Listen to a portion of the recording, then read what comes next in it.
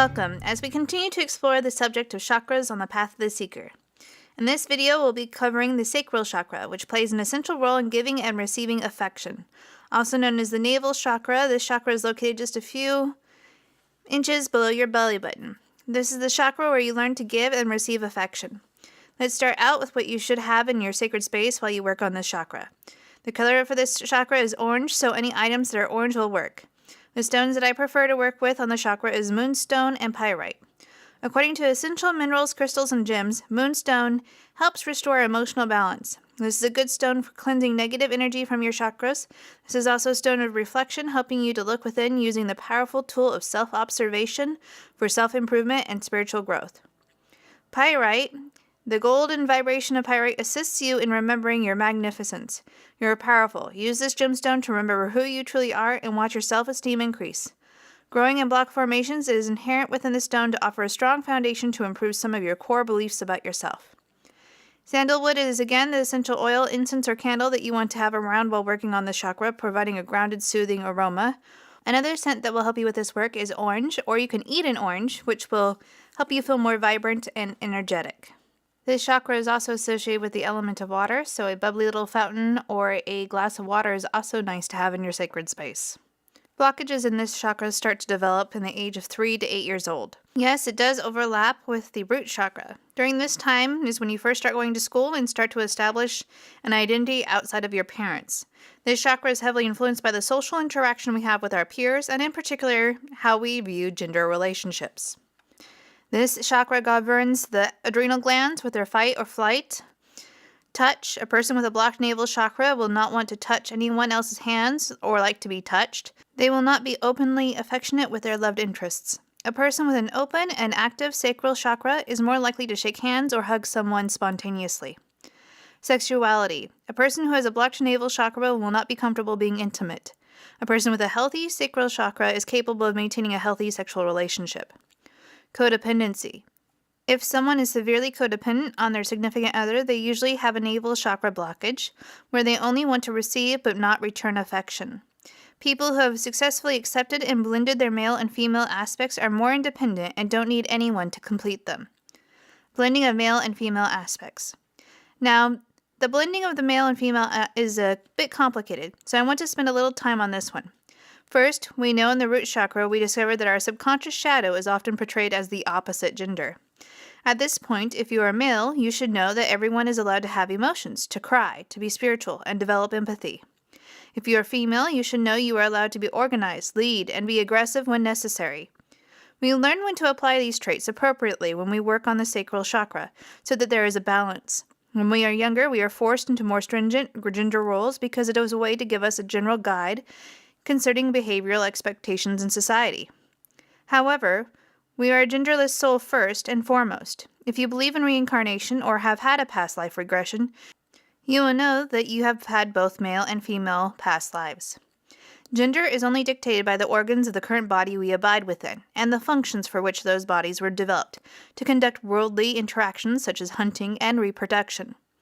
All the other ideas we have assigned to them over the years are just subjective projection and expectation of the current culture or society.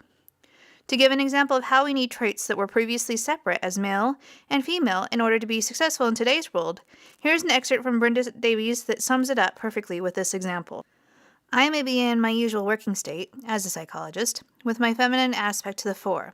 I'm loving, being as creative as I can, but my masculine element is very much in support, helping me organize my thoughts and express them in an easily understandable form. Should there suddenly be a threat, it would help me organize, make plans, command as necessary, and be as aggressive as the situation demands.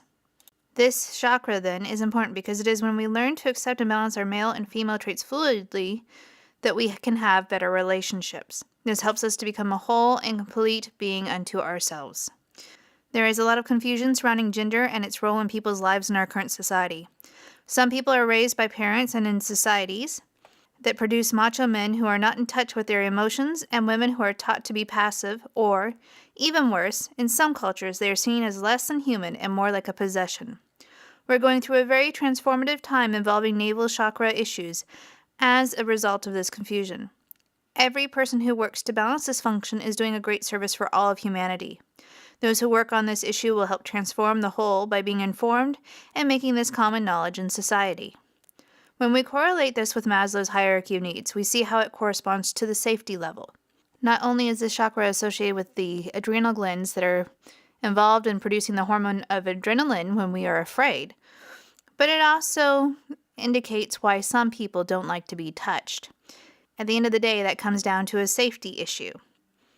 The fact that we don't feel safe is also reflected in relationships, where we cannot give or receive affection on an equal basis with our significant other.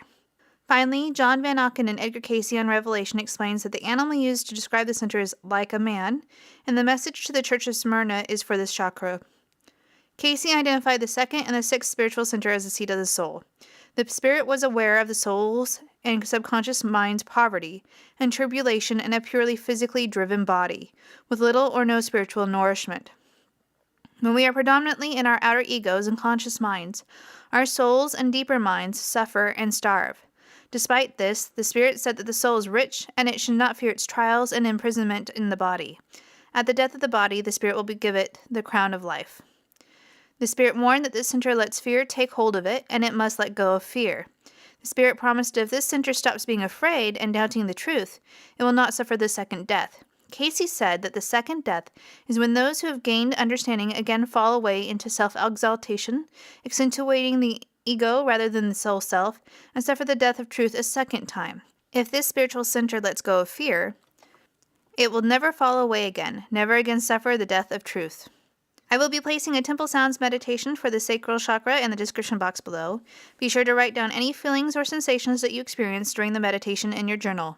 They will give you a starting place for healing and opening this chakra. I cannot express how important this chakra is in your self-transformation.